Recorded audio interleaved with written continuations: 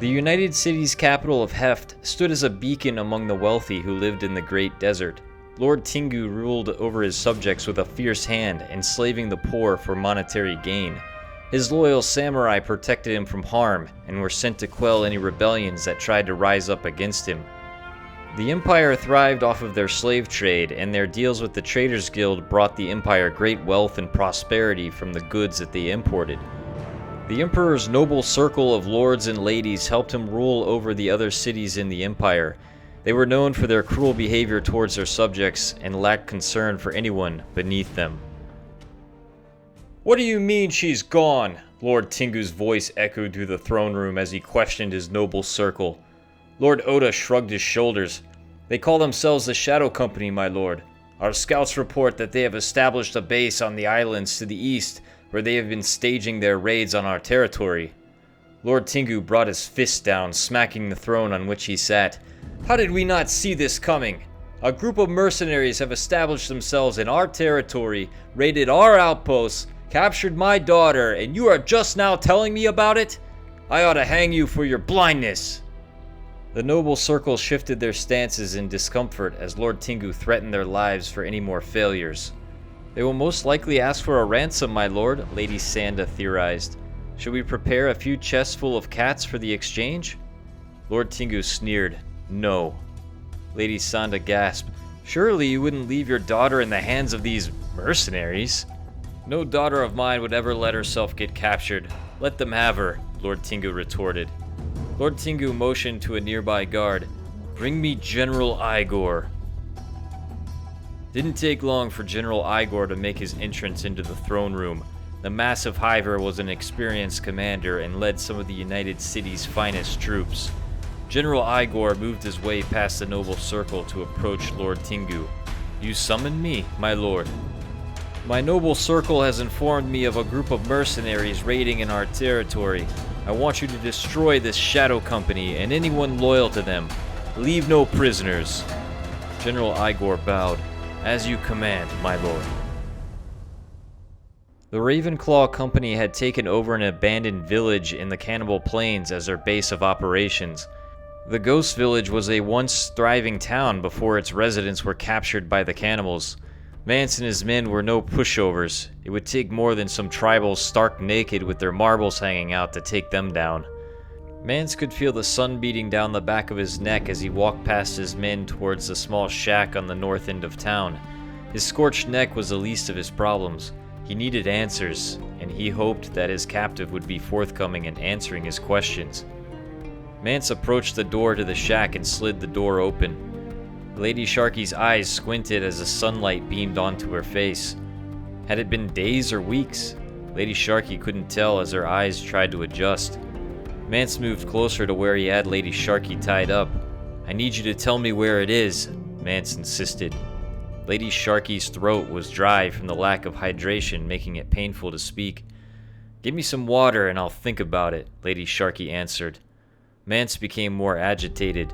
"Listen, we don't have time for games. The entire world is at stake. Tell me where it is." Lady Sharky shook her head. "Why should I tell you? The moment I do, you'll kill me. It seems to me like that's the only bargaining chip I have." Manse waved his hand in frustration before calming himself. "Believe me, you would want a quick death compared to what the tech hunters will do to you." Lady Sharky gasped. "Tech hunters? Why would they want anything to do with me?" "Because they know you were a part of my crew," Manse replied. "You told them about me?" Lady Sharky asked. "You're damn right I did," Manse disclosed. "We were all doing 20 years for the rare tech we tried to steal from them. You escaped World's End while the rest of us were captured. I kept thinking to myself, year after year, that Lady Sharky would come and break us out, but no. You left us to rot in that hellhole for 10 years! Every year I had the pleasure of Io and Finch testing their experiments on me. My eyes used to be brown once. I have every right to hate you," Manse gave out a long sigh. "The tech hunters came by my cell one day asking for my help," Manse confessed, attempting to speak in Finch's voice. "The entire world is in danger and we cannot find what your crew members stole." Manse gave a horrid look. "They told me what would happen if someone puts it on. That's when I offered to find you if they let us out of there." Manse put his hand on Lady Sharky's shoulder. This isn't about you or me anymore. It's about the end of the world as we know it. Manse turned and walked back towards the door. I'll return after giving you time to think. I hope by then you'll change your mind. If not for your sake, then perhaps for the rest of the world. The air was cold in the mountains of Dreg as Mr. Killer made his way towards his master's dojo. His master lived alone, where no one would interrupt his meditation and training. Mr. Killer remembered his first encounter with his master. When he was younger, Mr. Killer wasn't a natural warrior like other sheks his age. He was smaller and weaker than the others, but desperately tried to fit in. The master witnessed Mr. Killer's duel with another shek his age. The opponent Mr. Killer was fighting humiliated him in front of everyone. He toyed with him, slicing at his arms and legs before sending him into the dirt for good. When the duel was over, Mr. Killer was on the ground, broken and bleeding. That was when his master arrived and tended to his wounds. The problem wasn't your technique, young shek, the master had said while he eyed the fragment axe Mr. Killer could barely lift. It was your choice of weapon. Fragment axes are powerful weapons in capable hands, but they are heavy and slow. The master had pulled out his blade and held it in his hands. This is an odachi, much larger than your standard katana, but with enough reach to rival the fragment axes that you're used to. You will never master the use of a fragment axe. It's too heavy for your size. You could be a great swordsman, perhaps even the greatest, with the right weapon and the right teacher. Mr. Killer remembered the master reaching out his hand. So what will it be? Do you want to follow your current path, lying in the dirt? Or do you want to take a new path and change your destiny? Mr. Killer took a deep breath as he opened the door to the dojo. His master sat quietly on a pillow facing the doorway as if he had already been expecting him. Mr. Killer walked inside the dojo and stopped at the entrance. Master, Mr. Killer bowed. The master was silent. His eyes pierced Mr. Killer's soul. I have returned to complete my training, Mr. Killer acknowledged. His master licked his lips. Then draw your sword, apprentice. Prove that you are still worthy of my teachings. Give us your food, the outlaws demanded as they charged towards Yeflin. The bloodlust had taken over Yeflin's thoughts and emotions. The only thing she knew was that her urge had to be satiated. I must kill! Yeflin shouted, swinging wildly at her foes. The outlaw farmers surrounded Yeflin and fought back. Their homemade staves tickled Yeflin's armor as the blows bounced off. A bolt from one of the outlaws' crossbow pierced Yeflin's helmet, but not deep enough to do any damage. Yeflin grew tired of toying with her opponents and began her offensive. An overhead strike from her Might 2 moon cleaver struck her opponent in the head, killing her instantly. She just killed Romina! An outlaw screamed. She's too strong! A bone dog gnawed at Yeflin's boots, trying to grab hold of her legs. A few quick strikes left and then right cut the bone dog down. Two outlaws with crossbows had finally found an opening as Yeflin exposed her back to them.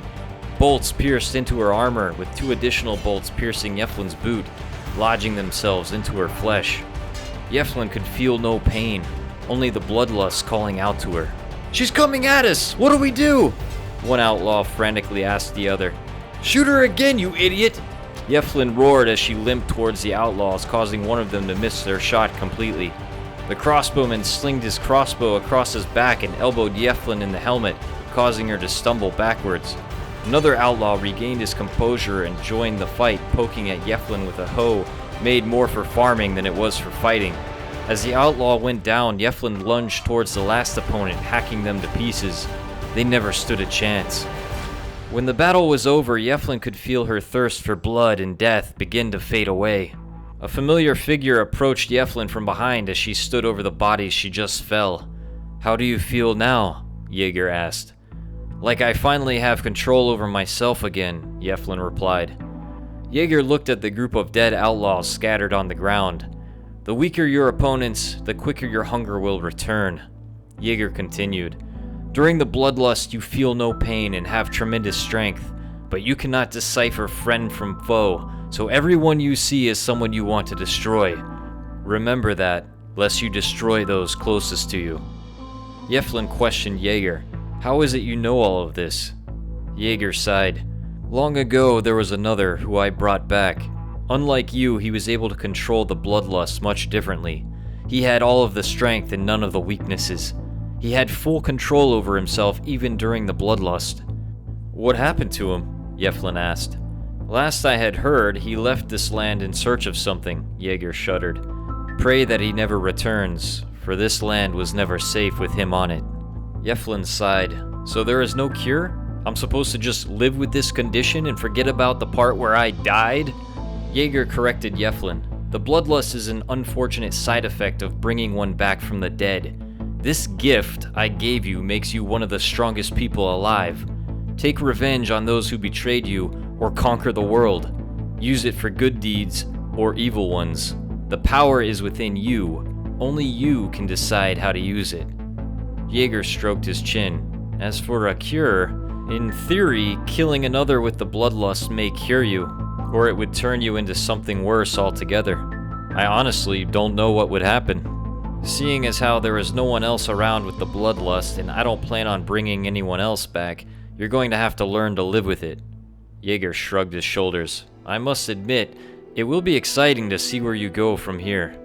Where to go from here, indeed, Yeflin pondered. Yeflin had thought about Jaeger's words as they traveled back to his home to have some dinner. It's true that Shek enjoyed fighting, but not having much choice in the matter agitated Yeflin. It annoyed her that her hand was now forced into more bloodshed, like someone was pulling the strings attached to her body, directing her where to go. Due to her missing horns, Yeflin almost never took her helmet off. Somehow she felt comfortable enough with Jaeger to let him see her face. Celine and her unit are the ones who betrayed me, Yeflin confessed to Jaeger. But it was Queen Asada who gave her unit the command to strike me down. Can you really blame her? Jaeger asked. From what you've already told me, you and the Dragon Clan have made a name for yourself. Jaeger continued. You've made yourself a threat to her rule. What has she done since she overthrew King Shager to become the Shek leader?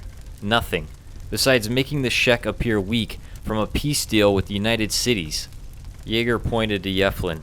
Even a disgraced Shek can show the rest of her people how powerful they can be and will be again, if they had the right ruler. Shek were born to fight, it's in your blood. Do you really find it surprising that there are those that may want to follow a new leader who is out fighting in battles they only ever dreamed of? A leader who will show them the warrior's way once again?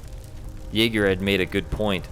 Yeflin had wanted a chance to regain her honor since she had her horns taken away, and now she might just have a chance to do that. Do you really think my people want a new leader? Yeflin asked with uncertainty. Jaeger nodded. I do. It's the only explanation for wanting you dead. Tiredness was starting to eat at Yeflin, causing her body to ache. She had a lot to think about, and doubted she would be able to sleep with various thoughts from their discussion racing through her mind. The next morning, Yeflin watched the sun rise up over the sea. Although not as beautiful as her walks through the burning forest, the ocean had a calmness to it that she liked. This was most likely the last time she would ever be at peace. She wanted to enjoy it one last time. Jaeger walked beside Yeflin and stood watching the sea alongside her for what seemed like eternity. It's time for me to go, Yeflin said, still staring out at the sea. I know, Jaeger acknowledged. I wish you well on your journey, wherever it takes you. It was hard for Yeflin to accept what she had become thanks to Jaeger's dark magic, but a part of her was still thankful for his help. Yeflin stopped just as she passed Jaeger, giving him a nod. Thank you. Jaeger called out to Yeflin as she walked away.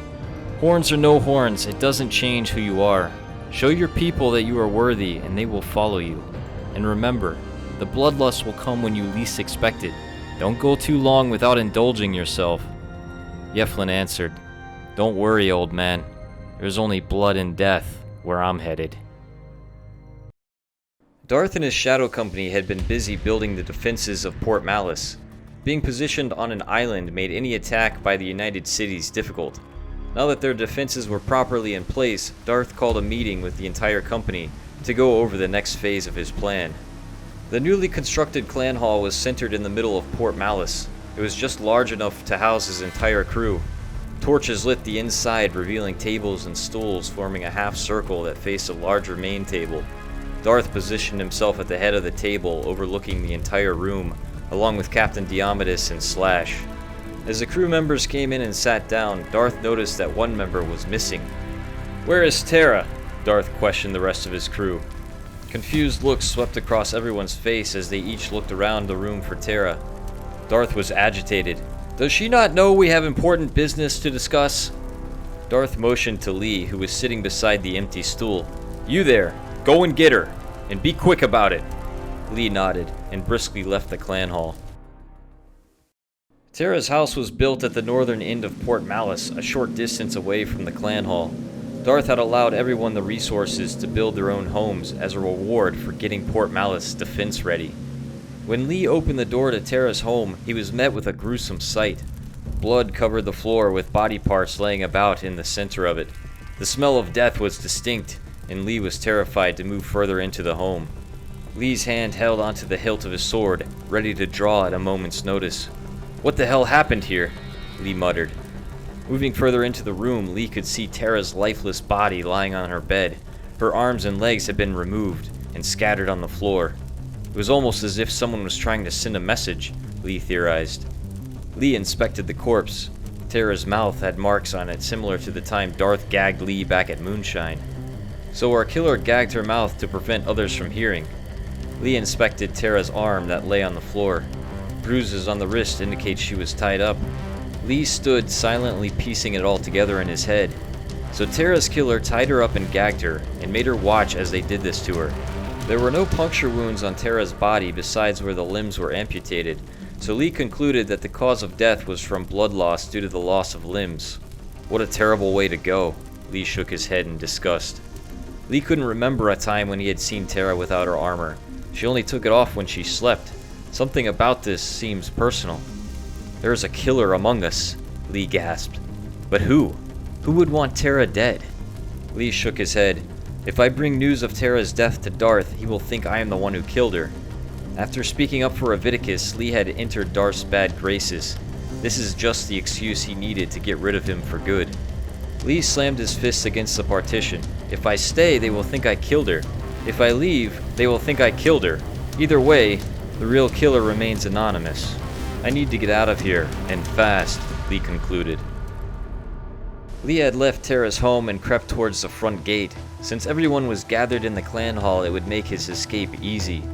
The gate to Port Malice made a loud screeching noise as it grinded to a halt upon it opening. Lee could hear shouting from the clan hall. Did they hear the gate open? Lee wondered as he ran as fast as he could away from Port Malice. He did not know if Darth would come after him, but he didn't want to find out. He needed to put as much distance between him and the Shadow Company as possible. "When I get my hands on him, he's going to beg for mercy before I kill him," Darth exclaimed. After Lee didn't return with Terra, the entire company went in search for them. It wasn't long before the company found Terra's body and the gate to Port Malice open. "He admits his guilt by fleeing," Darth concluded. "Let me go after him," Slash suggested. "I'll bring him back to answer for his crimes against the company." Darth waved his offer away. "We will deal with Lee when the time is right, but we have more important matters at hand." Darth addressed the room.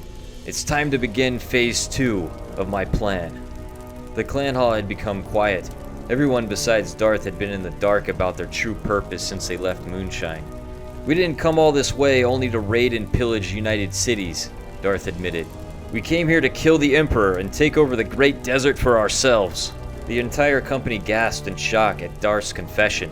Cookie was the only one who seemed happy about the news. "Cookie smash! Cookie smash lots!" Captain Diomedes chimed in. "I didn't pledge myself and my crew to this company only to be foolishly crushed by United Cities troops. We are severely outnumbered," Slash added. "We wouldn't stand a chance assaulting the capital." Darth was offended and raised his voice to hush the company down. "Have I not led this company through the thick and thin already? We've raided their ports, killed and captured their nobles without even a scratch. Hell, we even have the Emperor's daughter locked away, and still you doubt me." Darth shook his head. "I am no fool. Even I know our limits. That is why we are going to raise an army." Daniel scoffed. "How do you suppose we do that?" Darth pulled out a map and pointed to a location on it. "By infiltrating Emperor Tingu's vault." "Now I know you've really lost it," Badger said. Emperor Tengu's vault is the most secure place known to man. There's no way we'd be able to infiltrate that vault. There is one of us who can. Darth turned his gaze on Mop Bucket. Mop Bucket turned around hoping Darth was looking at someone behind him. What, me? Yes, you, Darth nodded. Or maybe you're not a good enough thief and I misjudged you. Darth knew exactly what to say to push someone's buttons in the right direction. I am the greatest thief in the world, and I can break into any place or anything, Mop Bucket announced. Darth raised an eyebrow. Is that so? Then prove it to us. Mop Bucket sighed. Fine, I'll do it. But what exactly am I looking for once I get in there? Darth smiled. Not what, but who. He is called Yebuda of the Sands. Maybe you've heard of him. The famous outlaw? Mop Bucket asked. Darth nodded. The very one. There's enough weapons, armor, and cats in the vault to outfit his men, who I have heard are waiting for his return. No doubt he would be eternally grateful for being rescued. Darth continued. There's also enough cats to convince Simeon, the leader of the rebels, to join forces with us. Not if he knows we're working with the Yebuda Outlaws, Hayes countered. They are more likely to kill each other than work with one another. Darth grinned. Leave that to me. I'm sure we can come to an understanding. With both Simeon and the Yebuda Outlaws working with us, we'll be able to overthrow the United Cities. Emperor Tengu will be dead, and we will have everything we ever dreamed of at our fingertips. Money, women, power, all of it will be ours to do with as we please. The clan hall echoed with cheers as the Shadow Company members slapped each other's backs with excitement. Reacted Wing directed his attention at Mop Bucket. Not to rain on everyone's parade, but how exactly are you going to get Yebuda of the Sands out of the vault? The room went silent, everyone looking at Mop Bucket, waiting to hear his response. Exactly the same way I will get in, Mop Bucket grinned. Through the front gates. Even if you donned on their armor and walked up the front gates, they would be suspicious of anyone arriving. Seiko doubted. Mop Bucket nodded. You're right. That's why Cookie is coming with me. Cookie looked confused. Cookie sneak bad. Cookie smash good. Mop Bucket patted Cookie on the shoulder. They won't expect us if you are carrying a prisoner over the shoulder. It will seem like Emperor Tengu sent another prisoner to the vault, something that is not out of the ordinary. Once inside, we'll knock out some guards and disrupt them as much as we can, while we free Yebuda of the Sands. Mop Bucket pointed at Darth. That's when you assault the front gates. If we succeed, the reinforcements will never arrive to help them. Mop Bucket grinned at Cookie. When the fighting starts, then you can smash. Cookie smiled, smacking his fists together. Cookie protect, then Cookie smash. It's settled then, Darth concluded. Get your gear ready, men. We have a prisoner to rescue and a vault to loot. The Shadow Company's cheers echoed through the clan hall. The Shadow Company was bustling with activity as its members were running around gathering what they needed for the battle ahead. Watson had wandered outside of Port Malice to clear his head after learning about Darth's plan. Taking over the entire United Cities? Watson pondered. He's an ambitious hiver, I'll give him that. Taking over United Cities would hopefully allow Watson the chance to oversee the architecture and designs for the city. He could turn the capital into a magnificent place, one that would be envied by everyone. Since Watson came up with the design for Port Malice, it was his job to inspect the exterior walls and make sure there were no gaps or easy penetration points. It's the enemy we don't see that we should be worried about, Watson thought to himself. It was true that Port Malice had great visibility towards the west, but Watson was more concerned about the eastern side, where engineers could find a way to penetrate the walls. The sun was beginning to rise as Watson inspected the eastern walls. The shadow of multiple figures emerged from behind, their silhouettes painting the wall in front of him. Did you think you could run away from your debt? The grass pirate asked. Watson shut his eyes, hoping it was just a dream. His addiction to gambling had gotten him into trouble in Shark, where he ran up a debt at the casino by taking loans from the Black Shifters. Loans he couldn't pay back. The Black Shifters no doubt wanted their money. Watson had been hiding away at a way station when the Dragon Clan found him. He was so eager to go with them to have some protection from the Black Shifters that he would have agreed to anything they asked of him. It seems now that his past has finally caught up with him. Watson turned around to face the pirates. I wasn't running, I was just trying to find a way to pay it back, Watson acknowledged. The pirate in charge pointed at Watson. Oh, you're gonna pay back what ye owe, and soon. Big Darkbrow hired us to pirates to find ye, and find ye we did. We ain't getting paid till you pay us back what ye owe. Watson gulped. I can get the money, I just need a little bit more time. Ye got 2 days, the pirate leader demanded. But we gonna pick ye apart and sell what's left of yez for scrap. The pirates turned and walked away, laughing amongst themselves. Watson watched as they walked away, thinking about what to do. He could always ask Darth and the Shadow Company to help him eliminate the pirates, but the Black Shifters would just send others.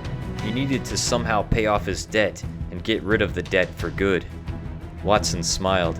It's a good thing he knew of a particular vault that would be the answer to his problem. The hidden forest was a vast area. Giant trees covered the ground, making it easy to conceal those who did not want to be found.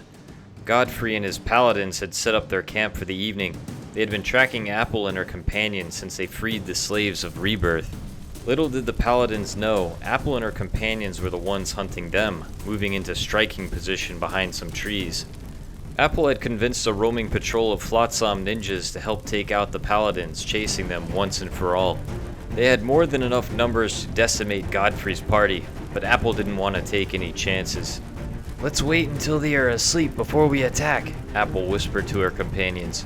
Godfrey wasn't pleased with the bounty hunters the Holy Nation hired to track them down. What in Okran's name did we hire you for, if you can't find them?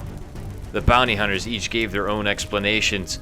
Apple could only make out a few phrases, something about too many trees and cannibals ruining the tracks. Godfrey pointed to the bounty hunters. I don't want excuses, I want results. You'd better find them soon, or I'll purge you all myself. The bounty hunters removed themselves from Godfrey's gaze and made their way to their beds to get a few hours of sleep before the sun came up. Godfrey shook his head and followed suit. Apple and her companions waited until they were sure Godfrey and his men were asleep before creeping their way towards them. Amistine, Blessed, and Bardakai each picked their own targets and crept into position next to them. Apple and the Flotsam allies positioned themselves in the middle of the camp to strike at the awakened foes. Now! Apple yelled, motioning for everyone to attack. We're under attack! Godfrey barked, abruptly blocking a blow to his head as he woke. Godfrey's men rose out of their beds and fought back, engaging their attackers. Chaos broke out in between the tents. Even though the Flotsam allies outnumbered Godfrey's men 2-1, the paladins refused to die without a fight. Let Okran protect us! Godfrey shouted. Kill the heretics! The Lord of Light can never die! Godfrey swung his weapon furiously, sending the Flotsam attackers to the ground. Bless took a blow to the head and was knocked out cold. With 2 quick strikes, Bardakai sent the last man standing to an early grave. Apple couldn't tell who had struck Godfrey down, but it didn't matter. All that mattered was that the battle had been won. The sun began to rise. Apple and her companions stood over Godfrey's body and slain men. They won't be troubling us anymore, Bless said. Bardakai nodded. That will teach them to come after us. Apple thanked the Flotsam ninjas who helped them. Without their help, they most assuredly would have lost. Let's get moving, Apple commanded. We've got to tell Maul the good news. Apple and her companions said their farewells to their Flotsam allies and headed back towards the Flotsam village. The Flotsam village appeared in the distance as Apple and her companions walked down the slope towards the front gates. I didn't think we'd reach the village until nightfall, Amistine said. We made good time. I can't wait to see the look on Maul's face when she finds out we dispatched Godfrey's men so quickly, Bardakai bragged. As the companions walked closer to the Flotsam village, a figure crept quietly behind them and stopped a short distance away, hiding behind a rock. It was one of Godfrey's men who survived the attack. He clutched at his side where a sword had pierced him as he looked onwards towards the Flotsam village. So that's where you've been hiding, the paladin smiled. When Apple and her companions walked through the front gates to the Flotsam village, they could see dozens of cannibal corpses laying about. It looks like Flotsam just survived another attack, Amistine announced, looking at the carnage. Apple shook her head. Maul was right. The cannibals are becoming bolder every day. We need to do something if we expect Flotsam to help us in the fight against the Holy Nation, Blessed advised. The companions all nodded in agreement and searched for Maul. That's good news, Maul exclaimed. Apple had just finished telling Maul the story of how they defeated Godfrey and his men. If the Holy Nation ever found out where our village is, Maul stopped her words mid-sentence. Her voice became quiet as she looked around the room for anyone close enough to hear. I'm afraid it would be the end of us. It's important for a leader to keep their people's spirits high, Maul admitted. Apple and her companions nodded in understanding. As you can see, all hell broke loose while you were away, Maul sighed. We've received reports that the cannibals have overrun our scout posts to the northwest. Maul frowned. I'm afraid Defense Captain Manny and his men are either dead or captured. Apple offered her condolences to Maul. I'm sorry for your loss. We heard good things about him from our time here. Maul thanked Apple. Ever since the Grand Wizard was captured by bounty hunters, they have become more aggressive. I have reason to believe that the Meat Lord is responsible. The Meat Lord? Bardokai gulped. Maul nodded. He is the last remaining leader of the cannibals and is far more dangerous. He resides in a village far in the north of Darkfinger.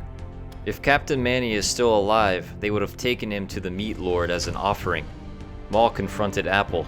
Look, I know you've got your eyes set on the Holy Nation, but I need someone to find out what happened to Captain Manny. He's very special to me. Believe me, if I had the men to send, I wouldn't ask you for your help. The recent attack left too many of us wounded. Apple glanced at her companions, who all nodded in agreement.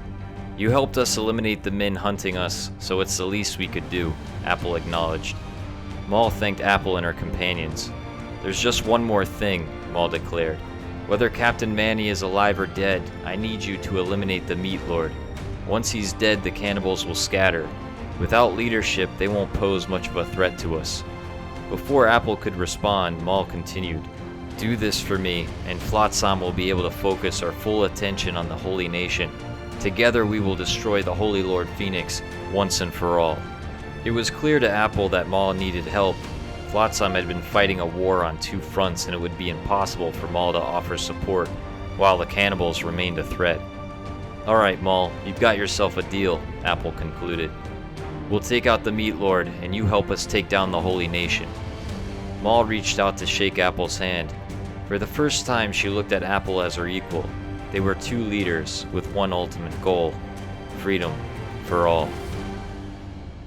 The bone field smelled of death. It was a notorious place for wolves to feast on their prey. The bones from their victims remained scattered throughout the area, sending warning signals to anyone crazy enough to travel through it. Aviticus had been following Kath and his assassins for weeks after they rescued him from Eon in vain. I am taking you to meet the Seer, Kath had said. The Seer will know what must be done to save this world from annihilation. Aviticus had shrugged off this prophecy nonsense as they journeyed together. It gave him plenty of time to think about how he and Crazy were framed for the murder of his queen. Aviticus had put the pieces together, playing back every detail in his mind. Apple, Blessed, Amistine, Lady Sharky, and Magnus all left without a word. But whatever their reasoning, it must have been important. It couldn't have been them. Yeflin had disappeared without a trace, which only left Darth in charge of the entire clan. He was the only member on the council left. Aviticus's hand turned into a fist. By leaving to see the queen, I practically handed him the entire clan. There was no one on the council left to challenge his authority. It had to have been him. It had to be. But why? What was his endgame? Was he playing with us since the beginning? Biding his time for the right moment to strike? Aviticus pondered. The thought made Aviticus sick to his stomach. I'm such a fool. Aviticus prodded Kath with his elbow. How much further is it? Kath waved his hand. Not much further. We'll be there by nightfall.